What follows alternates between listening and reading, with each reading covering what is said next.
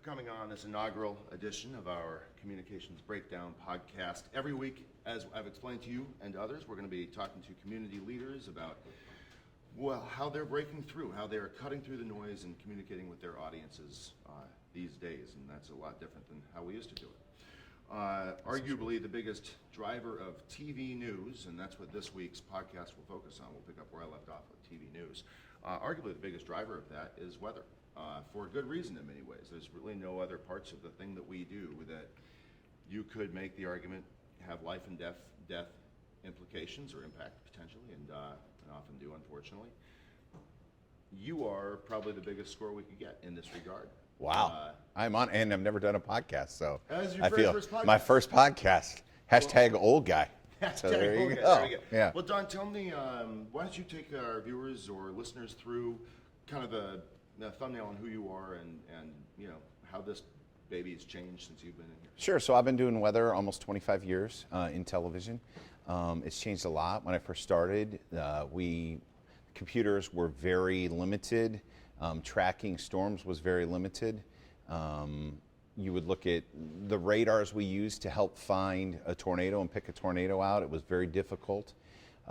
Those have certainly changed. And I think even though people can still get their phone today, get their forecast today on a phone or on their fridge or whatever screen they happen to be looking at, I think there's still that need for human interaction, especially when it comes to severe weather, and hopefully you have somebody who's trained in severe weather and can help walk you through what's headed towards you. We can't stop that storm, but our lead times have gotten incredibly longer. They've really gotten lengthy compared to what they used to be. I mean, when I first started in the early 90s, we had to wait for a tornado to be on the ground. Somebody with a radio, like a police officer, would call in on that radio to their base. That base would call us on a landline and say there's a tornado on the ground.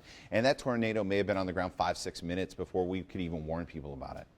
Now, many times we can see a tornado start to spin up with Doppler radar before it ever drops from the sky. It has increased our number of false warnings.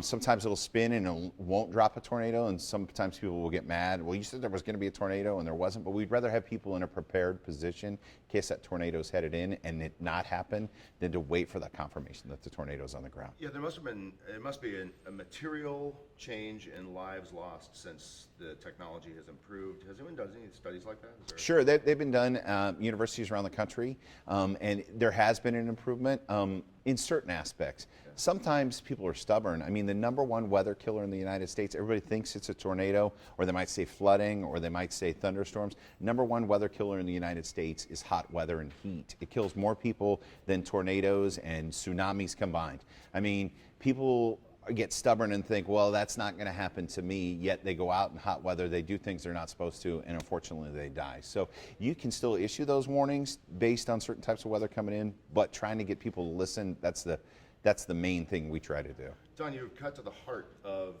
communications breakdown, because here you are every night telling people these things, and there's some breakdown there, right? Because somebody's not listening to you, they're not believing you, they're not getting your messaging into their heads. How do you position yourself as the authority to be believed in a time when we're living in this fake news era? I mean, how do you really connect with the viewers in a way that helps them understand that you know what you're talking about and they should listen to you? I think one of the things that's really helped with that is social media in a way. Yeah. So. In the olden days, 10 years ago, if we would see in a model that a winter storm was forming 10 days out, we wouldn't even mention it to the viewer, because 99% of the time that winter storm wasn't going to happen.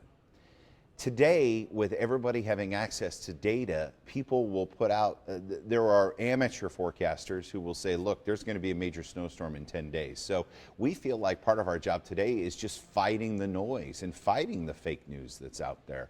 How do we communicate that today? We do it in as many forms as we can. We do it on TV, that's the primary. We work with partner radio stations. We'll do it through those airwaves. Facebook, Twitter, Instagram. They're all ways that we can communicate and try and be that weather authority, because all it takes is once reporting something wrong to really have people lose trust. So we really try and take that trust people give us and treat it with respect. I notice you are a beast on social media. You are out there communicating on Facebook Live all the time.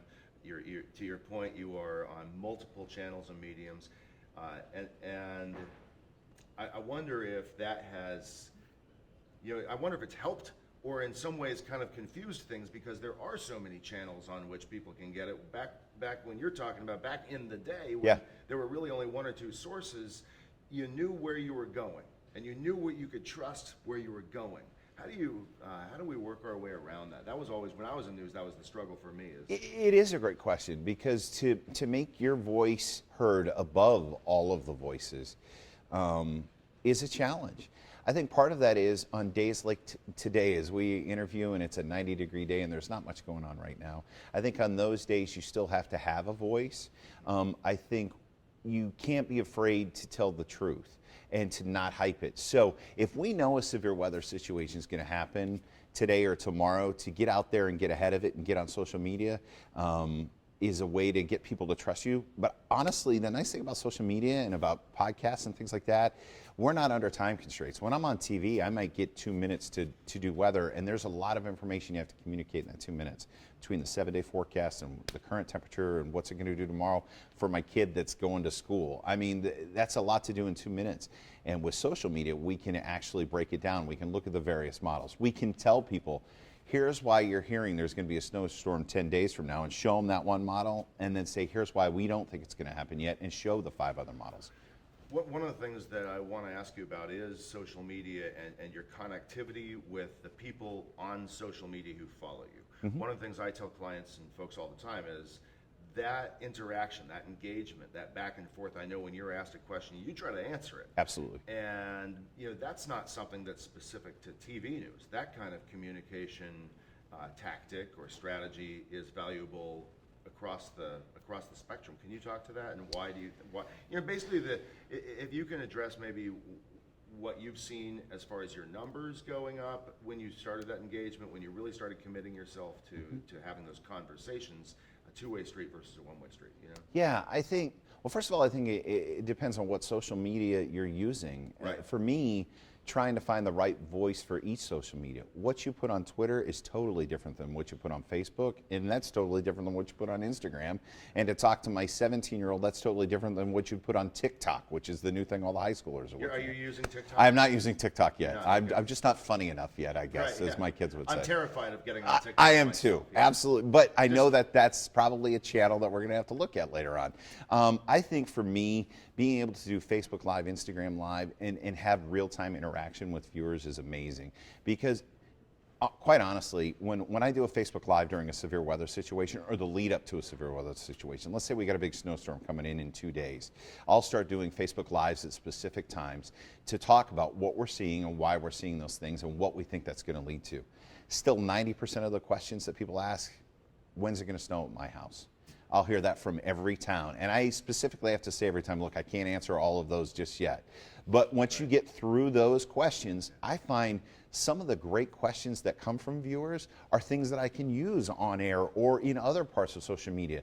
They might think of something like, why is the model saying snow here when it would normally be rain? That's a great question. And so I love that interaction. I think it helps drive, if you're telling me what you need, it helps me to help others know what they need to know. And so I think it's just been an incredible tool. One thing I tell people is it's really not an option anymore. If you're not on a specific platform, that doesn't mean you need to be on every platform, but know that if you are not on this one platform, somebody else is, and they are communicating with your audience potentially there. And when social media started, and we really started to see it maybe 10 years ago, we were starting to see Facebook and Twitter and things like that. I saw one of the pioneers for Twitter spoke at a conference I was at, and he said, look, Twitter may not be your thing.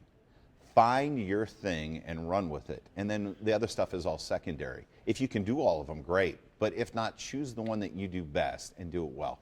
And for me, up until this point, it's been Facebook. I mean, Facebook is an easy way for me to communicate my thoughts to viewers. That being said, I'm also on Twitter, because you got to be on Twitter. Twitter's like that river, and if somebody's looking at the river and the tube passes by and you're in it, you can wave at them. So you got to be in that river sometime waving at them, but you don't have to be in it all the time. And it's unfortunate, because Twitter sometimes can become a sewer that a lot of stuff floats by. So try trying to stand above that can be a challenge as well. But understanding what social media works best for you and what you're doing, I think, is key to using that social media to your advantage. Instagram has been new to everybody as it's really come on board. I'm very lucky. I have 2 kids who are 17 and 18 who have helped me learn some of the ways of Instagram. Some of the younger members of our newsroom helped me as an old guy learn those things. So I think change is tough, but you can't be afraid of it in today's communications world. What's the next thing? Identify it, learn about it, and learn how to use it, or you're going to get left behind. You know, I wonder if we kind of wrap things up. It's a great conversation so far. I just don't need tons of your time. I appreciate it. No, you're fine. Yeah.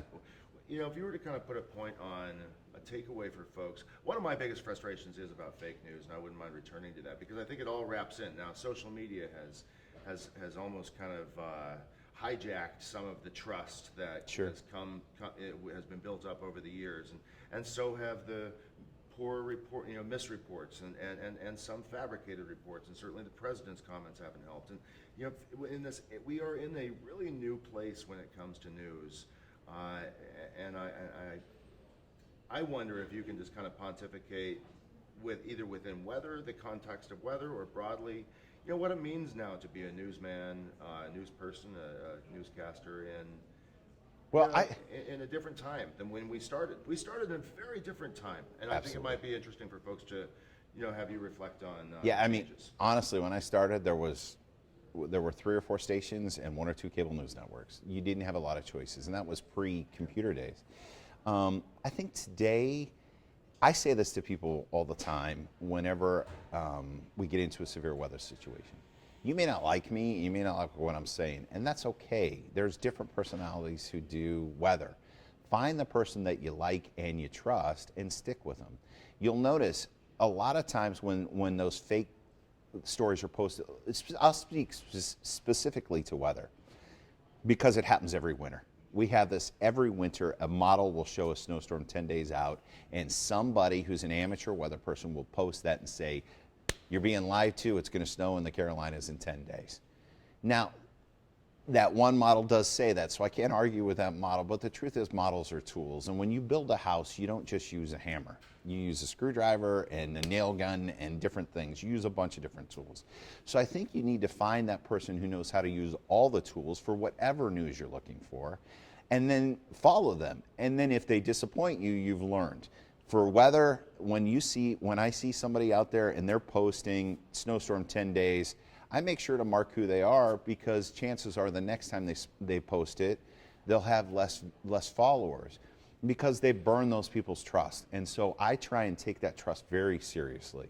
If people are coming to me and I see that in the models, I will say to them, look, it could snow in 10 days. The truth is, I don't know. And I think people appreciate honesty more than anything else. And as long as you're telling what you know and your side of the story, that's kind of all you can do.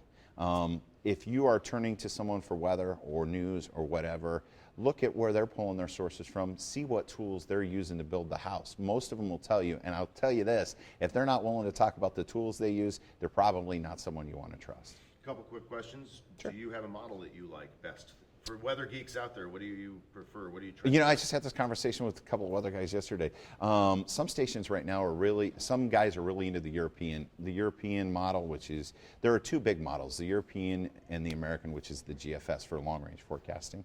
There are others, there's a German one, there's a Canadian one. I try and look at them all. Lately, the most consistent one has been the European. Now, the Europeans put a lot of money into their weather forecasting. And so there's a lot of data behind that. If you had to lean on just one, it might be the European, but literally you can look it up to a dozen depending on what period you're forecasting for. So I don't have a favorite per se. Social media, who do you follow? Do you have anybody that you particularly like or is clever to you, or podcasts? Sure. Can you share with folks kind of where in the social media sphere you come down? I'm kind of limited on my social media. I mean, when I'm at work and I'm using it, I use it. You put it out. But I've heard for years, and it's really worked for me. When I get home, that phone goes down, and it's time with my wife and kids, and I really try not to watch the world through that screen. When I'm on, as far as weather people go that I follow several different ones around the country. One of the pioneers on Twitter is Brad Panovich. He's the chief meteorologist at the NBC over in Charlotte. He's got tens of thousands of Twitter followers and Facebook followers. He is one of the better forecasters I know. And there's a reason he's one of the most followed weather guys in the country. And it's because he is another one who puts out what he knows based on all of the stuff instead of just putting out one model and hoping for the best. So as far as weather guys go, I follow a lot of comedians. If I am going to be on there, I gotta know, who do you like?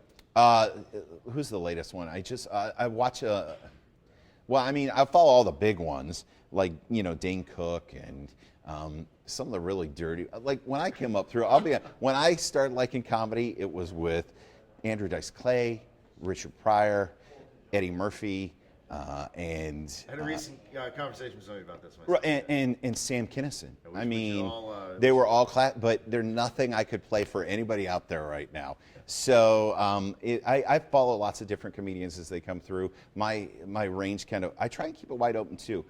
That's the other thing. People get very judgmental on social media. If I follow somebody who has a certain theory about, let's say, global warming, I make sure and follow somebody who has the opposite theory, because I do want to hear both sides as a voice. But beyond that, I don't want people looking, going, you're only listening to one side. I really think if you're going to be an honest person in journalism today, you need to be looking at both sides and seeing what both sides are saying, and even going to some of the ones who are kooky on both sides.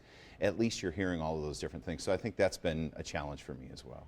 That's awesome, Don. Thank you so much for coming on, man. I think we could talk for a very long time. Absolutely. We have in the past, and we will again in the future, right? But really appreciate it, man. Thank so you. much. Thank you very much, John. Really appreciate it. Anytime. Thanks.